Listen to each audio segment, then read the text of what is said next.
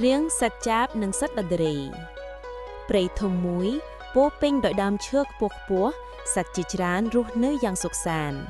នៅក្នុងព្រៃនោះមានសត្វពីរដែលចង់ធ្វើជាមេគេគឺចាបតូចមួយនិងដំរីធំមួយថ្ងៃមួយដំរីដើរមករកចាបហើយនិយាយថា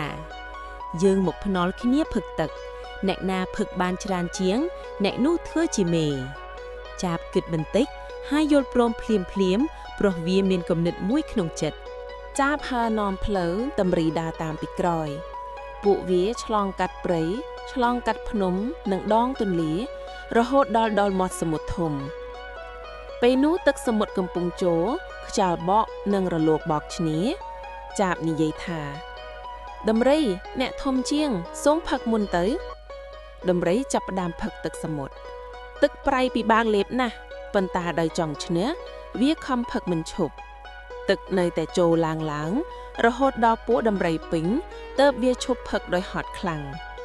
បន្ទាប់មកចាបហើរទៅមាត់ទឹកហើយជ្រលក់ចម្ពុះក្នុងទឹកចាបបង្ហាញប្រាជ្ញាទឹកសមុទ្រស្រកកាន់តែច្រើនចាបក៏ធ្វើជាផឹកបន្តបន្ទាប់រហូតដល់ទឹកស្រកមុខជិតជើងដំរីភ្ញាក់ផ្អើលនិងស្គាល់ថាចាបមានប្រាជ្ញាច្រើនជាងខ្លួនខ្ញុំចាញ់ហើយអ្នកមានប្រាជ្ញាឆ្លៀតវៃជាងខ្ញុំសត្វទាំងអស់ក្នុងព្រៃក៏សរសើរនិងទទួលយកចាបធ្វើជាមេចាប់តាំងពីថ្ងៃនោះមកចាបបានធ្វើជាមេក្នុងព្រៃមិនមែនដោយកម្លាំងធំទេប៉ុន្តែដោយប្រាជ្ញានិងភាពឆ្លាតវៃតើអ្នកទទួលបានអ្វីជាមេរៀនក្នុងវីដេអូមួយនេះ